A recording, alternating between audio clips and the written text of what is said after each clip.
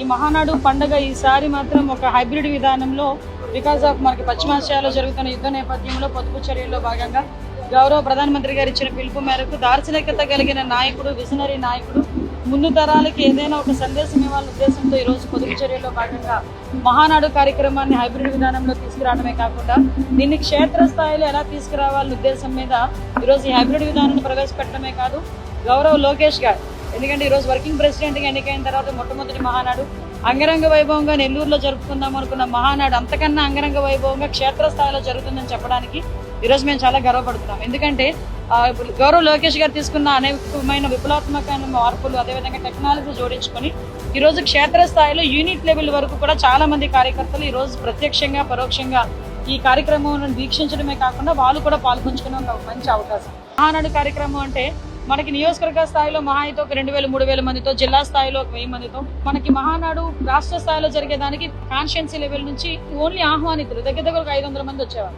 కానీ ఈ రోజు సుమారుగా ఒక్కొక్క కాన్స్టిట్యున్సీలోనే దగ్గర 5000 మందికి పైగా కార్యకర్తలు ఆ టెంట్లో కూర్చొని మహానాడిని వీక్షించే మంచి పరిస్థితి రావటం అనేది నిజంగా ఏదో అదృష్టమో దురదృష్టమో తెలియదు, కానీ పొదుపు చర్యల్లో భాగంగా ఈ రోజు మహానాడికి మహాదశ వచ్చింది, కొత్త రూపు సంతరించుకుందని చెప్పడానికి మాత్రం మేము అందరం కూడా చాలా సంతోషిస్తున్నాం. ఇంతకు ముందు మహానాడు అంటే పసుపు చొక్కాలు వేసుకుంటారంట, అక్కడ కూర్చుంటారంట, మంచి మంచి భోజనాలు పెడతారంట, మన దిశానిర్దేశం ఇస్తారంట అని మాట్లాడుకునే వారు ప్రతి ఒక్కరికి కూడా ఈరోజు ప్రత్యక్షంగా చిన్న చిన్న మహానాడు వేదికలు ఈరోజు మనకి ప్రారంభం కాబోతున్నాయి. దీన్ని సక్సెస్ చేయాలని దృఢ నిశ్చయంతో ఉన్న గౌరవ నారా లోకేష్ గారికి క్లస్టర్ స్థాయిలో ఉన్న ప్రతి ఒక్కరు కూడా ఈరోజు ముందుకు రావడం అనేది నిజంగా ఒక మంచి పరిణామం కింద భావించాలి. గౌరవ ముఖ్యమంత్రి గారు మీకు ప్రతిసారి చెప్తూ ఉంటారు, ఈ రోజు దీని థీమ్ కూడా స్త్రీ శక్తి. ఈ మహానాడు పండుగ ఈసారి మాత్రం ఒక హైబ్రిడ్ విధానంలో బికాస్ ఆఫ్ మనకి పశ్చిమాసియాలో జరుగుతున్న యుద్ధ నేపథ్యంలో పొదుపు చర్యల్లో భాగంగా గౌరవ ప్రధానమంత్రి గారు ఇచ్చిన పిలుపు మేరకు దార్శనికత కలిగిన నాయకుడు, విజనరీ నాయకుడు, ముందు తరాలకి ఏదైనా ఒక సందేశం ఇవ్వాలనే ఉద్దేశంతో ఈరోజు పొదుపు చర్యల్లో భాగంగా మహానాడు కార్యక్రమాన్ని హైబ్రిడ్ విధానంలో తీసుకురావడమే కాకుండా దీన్ని క్షేత్రస్థాయిలో ఎలా తీసుకురావాలనే ఉద్దేశం మీద ఈరోజు ఈ హైబ్రిడ్ విధానాన్ని ప్రవేశపెట్టడమే కాదు, గౌరవ లోకేష్ గారు, ఎందుకంటే ఈరోజు వర్కింగ్ ప్రెసిడెంట్గా ఎన్నికైన తర్వాత మొట్టమొదటి మహానాడు అంగరంగ వైభవంగా నెల్లూరులో జరుపుకుందాం అనుకున్న మహానాడు అంతకన్నా అంగరంగ వైభవంగా క్షేత్రస్థాయిలో జరుగుతుందని చెప్పడానికి ఈరోజు మేము చాలా గర్వపడుతున్నాం. ఎందుకంటే గౌరవ్ లోకేష్ గారు తీసుకున్న అనేకమైన విప్లవాత్మకమైన మార్పులు, అదేవిధంగా టెక్నాలజీ జోడించుకొని ఈరోజు క్షేత్రస్థాయిలో యూనిట్ లెవెల్ వరకు కూడా చాలా మంది కార్యకర్తలు ఈరోజు ప్రత్యక్షంగా పరోక్షంగా ఈ కార్యక్రమం వీక్షించడమే కాకుండా వాళ్ళు కూడా పాల్గొంచుకునే ఒక మంచి అవకాశం. మహానాడు కార్యక్రమం అంటే మనకి నియోజకవర్గ స్థాయిలో మహా అయితే ఒక 2000-3000 మందితో, జిల్లా స్థాయిలో 1000 మందితో, మనకి మహానాడు రాష్ట్ర స్థాయిలో జరిగేదానికి కాన్స్టిట్యున్సీ లెవెల్ నుంచి ఓన్లీ ఆహ్వానితులు దగ్గర ఒక 500 మంది వచ్చేవారు. కానీ ఈ రోజు సుమారుగా ఒక్కొక్క కాన్స్టిట్యున్సీలోనే దగ్గర 5000 మందికి పైగా కార్యకర్తలు ఆ టెంట్లో కూర్చొని మహానాడిని వీక్షించే మంచి పరిస్థితి రావటం అనేది నిజంగా ఏదో అదృష్టమో దురదృష్టమో తెలియదు, కానీ పొదుపు చర్యల్లో భాగంగా ఈ రోజు మహానాడికి మహాదశ వచ్చింది, కొత్త రూపు సంతరించుకుందని చెప్పడానికి మాత్రం మేము అందరం కూడా చాలా సంతోషిస్తున్నాం. ఇంతకు ముందు మహానాడు అంటే పసుపు చొక్కాలు వేసుకుంటారంట, అక్కడ కూర్చుంటారంట, మంచి మంచి భోజనాలు పెడతారంట, మన దిశానిర్దేశం ఇస్తారంట అని మాట్లాడుకునే వారు ప్రతి ఒక్కరికి కూడా ఈరోజు ప్రత్యక్షంగా చిన్న చిన్న మహానాడు వేదికలు ఈరోజు మనకి ప్రారంభం కాబోతున్నాయి. దీన్ని సక్సెస్ చేయాలని దృఢ నిశ్చయంతో ఉన్న గౌరవ నారా లోకేష్ గారికి క్లస్టర్ స్థాయిలో ఉన్న ప్రతి ఒక్కరు కూడా ఈరోజు ముందుకు రావడం అనేది నిజంగా ఒక మంచి పరిణామం కింద భావించాలి. గౌరవ ముఖ్యమంత్రి గారు మీకు ప్రతిసారి చెప్తూ ఉంటారు, ఈ రోజు దీని థీమ్ కూడా స్త్రీ శక్తి నినాదం మీద ముందుకెళ్ళడమే కాకుండా యువతకి అన్ని రంగాల్లోని కూడా ముందుకు తీసుకెళ్ళాలి. శనివారం పని దరిద్ర ప్రోగ్రాం పెట్టుకుంటారు కదా, దాంట్లో చంద్రబాబు నాయుడు ముఖ్యమంత్రి అవడం చంద్రబాబు నాయుడు అవసరం లేదంట, ఈ రాష్ట్రానికి అవసరం అంట. ఇప్పుడు వీళ్ళిద్దరూ లేకుండా పోయానుకోండి, భగవంతుడు తీసుకెళ్తే ఈ రాష్ట్రం అయిపోద్దా? కొడాలి నాని గారు, మీకు ఆరోగ్యం బాగోలేదు అన్నప్పుడు మేము అందరం కూడా బాధపడ్డాం. మీకు ఏదో చాలా పెద్ద మేజర్ ఇష్యూ వచ్చిందని మీరు మనిషి మొత్తం మారిపోయి హాస్పిటల్ నుంచి అయ్యో బెల్ట్లు అయి పెట్టుకుని బయటకు వచ్చినప్పుడు రాజకీయంగా మీరు ఏ పార్టీలో ఉన్నా, మీరు అంతకుముందు ఎలా మాట్లాడినా కూడా మీకు ఆరోగ్యం బాగోలేదు అనగానే అందరికీ సాఫ్ట్ కార్నర్ వచ్చింది మీ మీద. అలాంటప్పుడు మీరు బాగుండాలని కోరుకున్నాం మేము అందరం. కానీ మీరు కేవలం ఈ నీచమైన ఇలాంటి తప్పుడు ప్రచారాలు చేయడానికి ఆరోగ్యంగా ఉన్న వ్యక్తులు చనిపోవాలని కోరుకుంటున్నారు. అక్కడే తెలిసిపోద్దండి మనిషి ఏంటి, మానవత్వం ఉన్న మనిషి ఎలాగ ఉంటాడో, మానవత్వం లేకుండా పశువులా బిహేవ్ చేసే మనిషి ఎలాగ ఉంటాడు, ఇక్కడే తెలిసిపోద్ది తేడా. మీరు ఏ రోజైతే మీరు హాస్పిటల్కి వెళ్ళి హాస్పిటల్ నుంచి మీరు బయటకు వచ్చారో తెలుగుదేశం కార్యకర్తలు ఎవరైనా మిమ్మల్ని ఏమైనా టార్గెట్ చేశారండి? కొడాలి నాని గారు మిమ్మల్ని అడుగుతున్నాను, మీరు ఎంత నీచంగా మాట్లాడారు గత ప్రభుత్వ హయాంలో?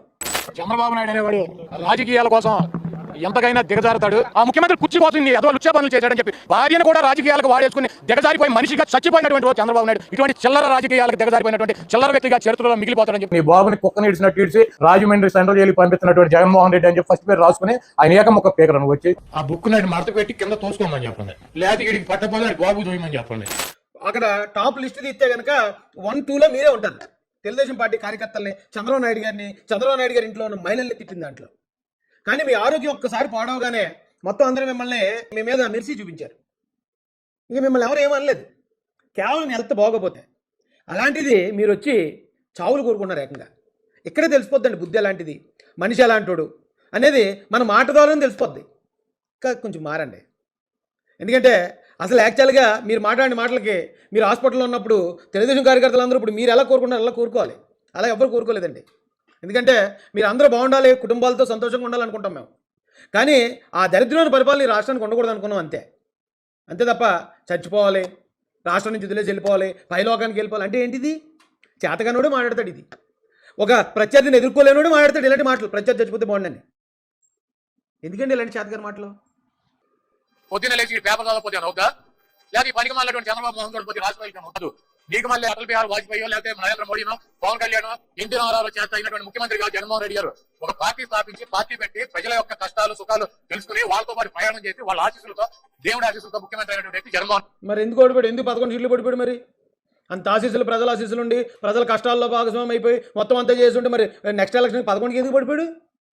ఒకే ఎలక్షనే కదా గెలిచింది మనం. నువ్వు 420 వేడు, నువ్వు ఎన్టీ రామారావు వెన్నుపోటు పడి ఒకసారి ముఖ్యమంత్రి అయ్యావు. అటల్ బిహారీ వాజ్పేయి కాళ్ళు పట్టుకుని అలయన్స్ పెట్టుకుని ఆయన సంఘనాయకు ఒకసారి ముఖ్యమంత్రి అయ్యావు. మన మోడీ పవన్ కళ్యాణ్ సంఘనాయకు 2014 ముఖ్యమంత్రి అయ్యావు. తెలుగుదేశం పార్టీ కంటే సావు లేదంట, తెలుగుదేశం పార్టీని ఎవడేం చేయలేదంట. నువ్వు బతికే ఉన్నావు, నువ్వు సావు లేదు, నువ్వు ఉన్నావు ఈ భూమి మీదే. ఇతని మాటలకే ఇప్పుడు కొన్ని పనిష్మెంట్లు కూడా ఉంటాయండి. ఇలాంటి ఎంత దరిద్రమైన మాటలు, ఎంత నీచమైన మాటలు మనుషులు మాట్లాడలేరు. పైగా ఆయన ఆరోగ్యం బాగోలేదని చెప్పిన మనిషి. చిచి నిజం చెప్తున్నానండి, వీళ్ళే తెలుగుదేశం పార్టీకి ఒక ఎసెట్. రోజా కానీ, కొడాలి నాని కానీ, అంబటి రాంబాబు కానీ, పేర్ని నాని కానీ వీళ్ళు తెలుగుదేశం పార్టీకి ఎసెట్ అండి. ఎందుకంటే వీళ్ళ నోరు ఇలా వాగినంతకాలం, వీళ్ళ నోటి కంపు ఇలా రాష్ట్రం మీద వెదజల్లినంతకాలం తెలుగుదేశం పార్టీ పైకి వెళ్తూనే ఉంటుంది, ఎదుగుతూనే ఉంటుంది, పసుపు జెండా రెపరెపలాడుతూనే ఉంటుంది. ఎందుకంటే ప్రజలకు తెలిసిపోతుంది కదండి, నోరు మంచిదైతే ఊరు మంచిదవుతుంది. వీళ్ళ నోరులు ఎంత గబ్బుబట్టి నోరులు, ఇక ఊరు వెళ్ళైపోయి ఎందుకు ఉంటుంది? అందుకే 11 వీళ్ళ మంత్రులు చేశారు. రోజా ఒక మంత్రి, కొడాలి నాని ఒక మంత్రి, అనిల్ ఒక మంత్రి. మంత్రి చేసినప్పుడు కనీసం నెక్స్ట్ ఎలక్షన్లో ఎమ్మెల్యే నెగ్గలేదంటే ఏంటి పరిస్థితి? ఏంటి వీళ్ళు బతుకేంటి?